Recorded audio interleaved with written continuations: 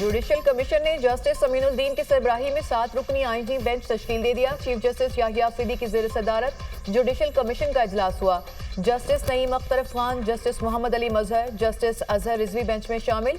Justice Jamal Mandokhel, justice Musarrat Hilali और justice Ayesha Malik भी bench का हिस्सा। जुडिशल कमीशन में आईनी बेंच का फैसला 7 और 5 के तनासुब से हुआ। Chief justice Yahya Afridi, justice Mansoor Ali Shah की मुखालिफत, जस्टिस मुनीब अख्तर, उमर अयूब और शिबली फराज की भी मुखालिफत। जस्टिस अमीनुद्दीन, अटॉर्नी जनरल, वज़ीर कानून आज़म नज़ीर, फारूक नाइक ने हक में वोट दिया। शेख आफ्ताब अहमद, खातून रुकन रोशन खुर्शीद, नुमाइंदा पाकिस्तान बार कौंसिल की भी हिमायत। पंजाब से जस्टिस अमीनुद्दीन और जस्टिस आयशा मलिक आईनी बेंच के लिए मुकर्रर। सिंध से जस्टिस मोहम्मद अली मजहर और जस्टिस अजहर हसन रिजवी का तकर्रुर। बलूचिस्तान से जस्टिस जमाल मंदोखेल और जस्टिस नईम अख्तर खान आईनी बेंच के लिए मुकर्रर। जस्टिस मुसरत हिलाली खैबर पख्तूनख्वा से बेंच में शामिल। Justice Jamal Mandokhel judicial commission के 13वें रुकन बन गए।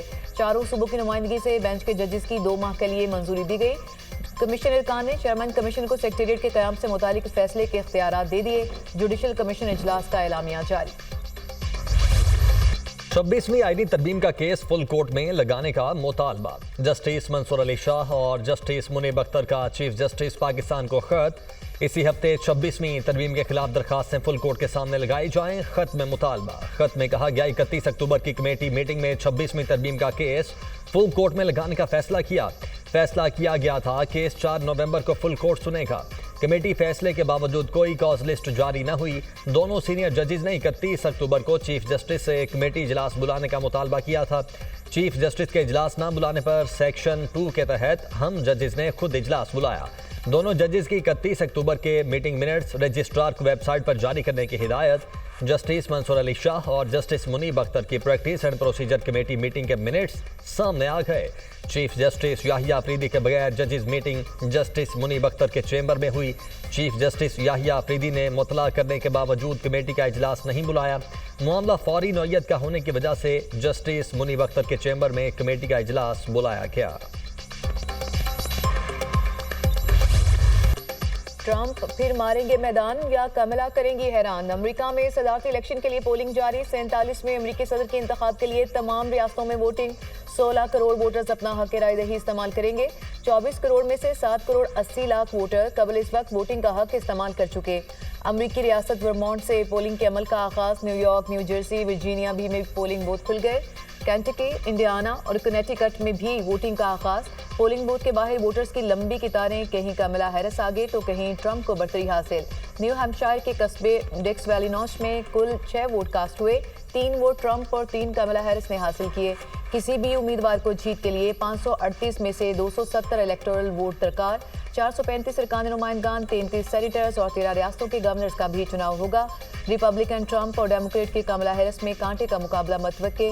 7 स्विंग स्टेट्स उम्मीदवारों के लिए फैसला कुन होंगी। मौलिक रियासतों के 93 इलेक्टोरल वोट इंतहाई अहमियत के हामिल।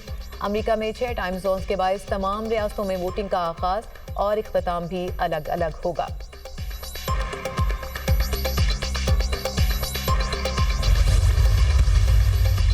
अमेरिका में सदारती इंतखाबात। ट्रंप और कैमला जीत के दावेदार। एक दूसरे पर खुलकर तनकीद। सदारती इंतखाबात में जीतने का 95% इम्कान है। अगर जीत गया तो अमेरिका को नई बुलंदियों पर ले जाऊंगा। अरब और मुसलमान अमन चाहते हैं। कैमला हैरिस और उसकी जंगजू काबीना मशरिक वस्ता पर हमला कर देंगे। कैमला हैरिस और उसकी जंगजू काबीना लाखों मुसलमानों को कत्ल कर देंगे। हैरिस और उसकी जंगजू काबीना तीसरी आलमी जंग शुरू कर देंगे। अमरीकी सदारती उम्मीदवार डोनाल्ड ट्रंप का एक्स पर बयान। ट्रंप ने खुद को अब्राहम लिंकन, जॉर्ज वाशिंगटन और विंस्टन चर्चिल के हम पल्ला करार दिया। ट्रंप ने आखिरी इंतखाबी रैली में डांस भी किया। हम तकसीम और नफरत की सियासत से तंग आ चुके हैं। आज हम वोट देंगे क्योंकि हम अपने मुल्क से मोहब्बत करते हैं। अपनी आवाज़ को ऐवानों तक पहुंचाएं। हम अमरीकी वादे पर यकीन रखते हैं।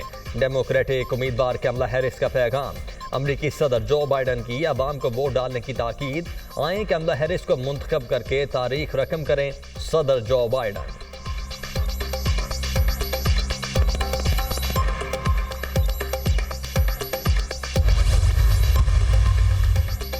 पाकिस्तानी नयाद कई अमरीकी शहरी भी इलेक्शन की दौड़ में शामिल। डेमोक्रेट टिकट पर टेक्सास से सुलेमान लालानी और सलमान भुजानी की पोजीशन मजबूत। मिशिगन से आयशा फारूकी, न्यूयॉर्क से रिपब्लिकन टिकट पर आमिर सुल्तान उम्मीदवार, पेंसिल्वेनिया से मरियम सबी और इरन बशीर भी मैदान में।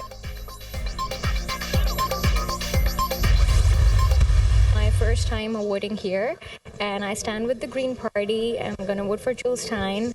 I'm going to be voting for the Green Party here in California, and this is my first election as voting, and I'm voting for the Green Party because they stand for the right things. And I'm voting for Jill Stein because I support for what she stands for. I'll be voting for the Green Party, for Jill Stein, because I stand with what she believes in. And usually in the other parties, you will see discrepancies or things that they don't stand for. For example, like with things going on in Palestine. अमरीकी सदारत इंतखाब में गैर मुल्की भी voting के लिए पुरजोश। कोई Trump का हामी तो किसी के लिए कैमरा पसंदीदा उम्मीदवार। पाकिस्तानी और भारतीय नयाद शहरी अपने पसंदीदा उम्मीदवार को वोट देने के लिए तैयार। पाकिस्तानी अमेरिकन कम्युनिटी की डॉक्टर्स और मुख्तलिफ शोबों में खिदमत अंजाम देने वाली खवातीन वोट कास्ट करने के लिए पुरअज़्म। गजा जंग खत्म होनी चाहिए, पाकिस्तानी वोटर्स का मुतालबा।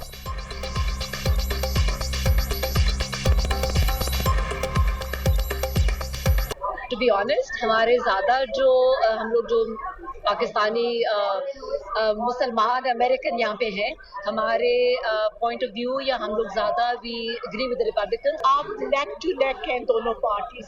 कुछ ऑर्गेनाइजेशंस कह रहे हैं कि आप डेमोक्रेट्स को दें, कुछ ऑर्गेनाइजेशंस कह रहे हैं कि आप रिपब्लिक को दें। The person we should be voting is definitely who is good for the country, जिनकी पॉलिसीज अच्छी हों।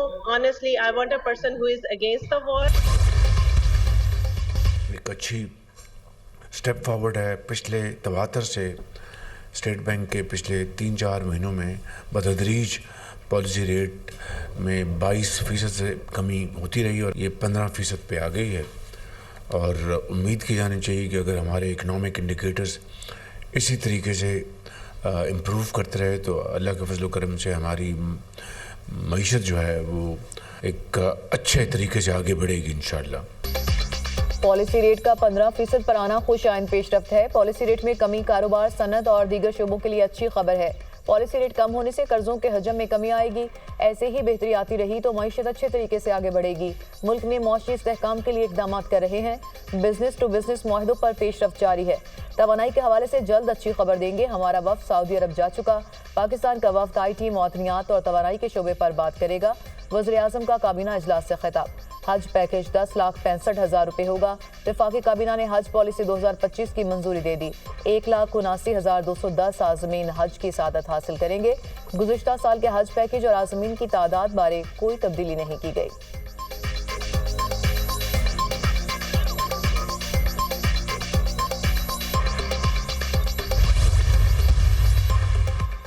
वज़ीर-ए-आज़म ने इस्लामाबाद में तरक्याती मंसूबों का संगे बुनियाद रख दिया। जुनाह एवेन्यू, 9th एवेन्यू इंटरसेक्शन और सरीना चौक कन्वेंशन सेंटर इंटरसेक्शन शामिल। सरीना चौक का मंसूबा 60 दिनों में मुकम्मल हो जाएगा। जो मंसूबा 6 माह में मुकम्मल होना था वो 2 माह में मुकम्मल हो जाएगा। वज़ीर दाखिला और उनकी टीम को शाबाश देता हूँ। मोहसिन नकवी ने अपना पंजाब वाला रिकॉर्ड बरकरार रखा हुआ है। वज़ीर-ए-आज़म का तकरीब से खिताब। इस्लामाबाद में सफारी पार्क बनाना भी टारगेट है। फैजाबाद चौक में ट्रैफिक का बड़ा मसला है। फैजाबाद के ब्रिज को बेहतर करेंगे। मारगला रोड को मोटरवे के साथ लिंक करेंगे। वज़ीर दाखिला मोहसिन नकवी।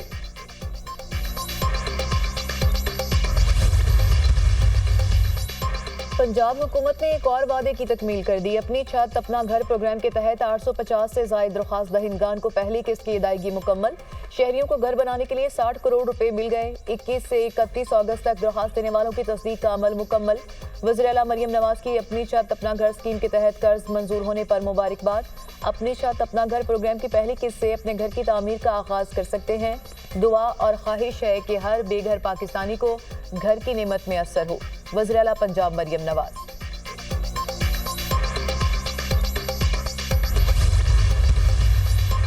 रुपए की कदर मुस्तहकम और तरसीलात ज़र में इजाफा हो रहा है। पॉलिसी रेट में बतदरीज कमी आ रही है। कारोबार में सहूलत के लिए रुकावटों को दूर किया जा रहा है। आलमी मालियाती इदारों का पाकिस्तान पर एतमाद बढ़ रहा है। दोस्त ममालिक पाकिस्तान का भरपूर साथ दे रहे हैं। हुकूमती इक़दामात से बैरूनी सरमायाकारी में इजाफा हो रहा है। वज़ीर ख़ज़ाना मोहम्मद औरंगज़ेब का तकरीब से खिताब।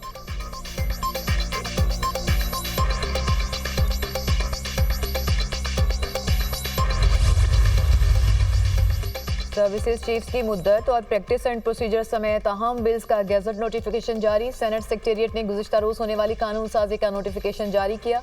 कायम मुकाम सदर यूसुफ रजा गिलानी ने अहम बिल्स पर दस्तखत करके गुज़िश्ता शब मंजूरी दी थी।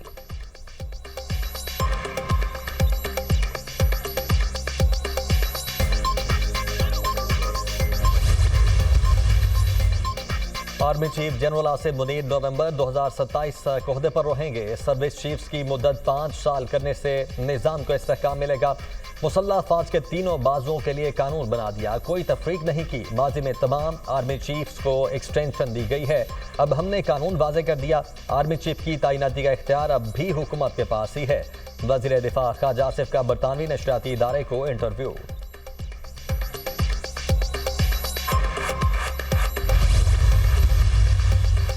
वादे पूरे और मुशावरत न करने पर बिलावल भुट्टो हुकूमत से नाराज। बिलावल भुट्टो ने बतौर एहतजाज गुज़िश्ता हफ्ते जुडिशल कमीशन से अपना नाम वापस लिया। हुकूमत ने जुडिशल कमेटी में मुस्लिम लीग नून और पीपल्स पार्टी की मुसावी नुमाइंदगी के वादे को पूरा नहीं किया। बिलावल भुट्टो हुकूमत के साथ पीपल्स पार्टी के मुस्तकबिल का फैसला अब पीपल्स पार्टी की सेंट्रल एग्जीक्यूटिव कमेटी करेगी। बिलावल भुट्टो वतन वापसी पर सेंट्रल एग्जीक्यूटिव कमेटी का इजलास बुलाएंगे, जिसमें अहम फैसले होंगे।